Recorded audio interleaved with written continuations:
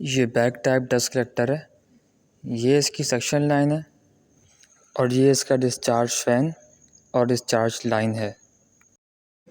इसमें एक ही flat filter लगाने के बजाय बहुत सारे सिलेंडर शेप के फ़िल्टर्स लगाए गए हैं, जिससे इसका सरफेस एरिया बढ़ गया है और ज़्यादा एयर फ्लो को एंटरटेन किया जा सकता है।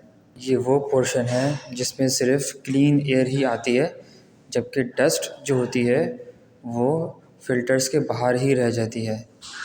अब उस डस्ट को रिमूव करने के लिए कंप्रेस्ड एयर की पर्जिंग करवाई जाती है और एक टाइम पे एक ही रॉ का सोलेनॉइड वाल्व ऑपरेट होता है। डस्ट पार्टिकल्स नीचे गिरते हैं और हॉपर में जमा हो जाते हैं। रोटरी वाल्व के थ्रू हम कोल्ड डस्ट पाउडर को पास आउट करवाते हैं और ये एयर के फ्लो को अंदर नहीं आने देता।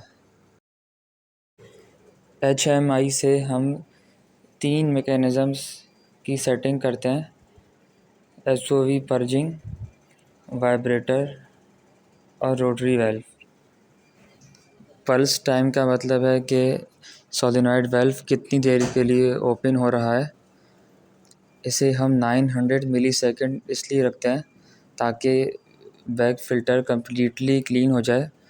अगर इससे कम रखेंगे तो उस पर डस्ट बाकी रह जाएगी और अगर ज़्यादा रखेंगे तो कंप्रेस्ड एयर वेस्ट होगी। एक रॉ के सोलेनॉइड वाल्व ऑपरेट होके बंद होने के बाद कितनी देर बाद अगली रॉ के ऑपरेट होने हैं, इस टाइम डिफरेंस को पल्स इंटरवल कहते हैं। पल्स इंटरवल हम 60 सेकंड सेट करेंगे। अगर हम इससे बढ़ा देते हैं तो होगा ये कि हमारा बैक फ़िल्टर बाहर से डस्ट से कवर हो चुका होगा और पर्जिंग कुछ देर के बाद हो रही होगी, तो इस दौरान वो एयर को फ़िल्टर नहीं कर रहा होगा, एयर उसमें से पास नहीं हो रही होगी। और अगर हम इसको पल्स इंटरवल को कम कर देंगे तो ये पर्जिंग जल्दी होने लगेगी और एयर ज़्यादा यूज़ होने लगेगी और कंप्रेसर ज़्यादा वर्क करेगा, उसको स्टॉप होने का टाइम कम मिलेगा और कंप्रेसर हीट अप भी होना शुरू हो जाएगा। नेक्स्ट है वाइब्रेटर। इसे हम 30 सेकंड्स के लिए ऑपरेट करेंगे और 45 सेकंड्स के लिए स्टॉप रखेंगे।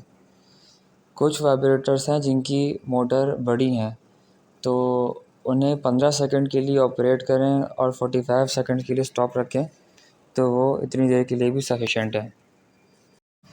इसी तरह से हम डिस्चार्ज वाल्व की भी टाइमिंग सेट कर सकते हैं।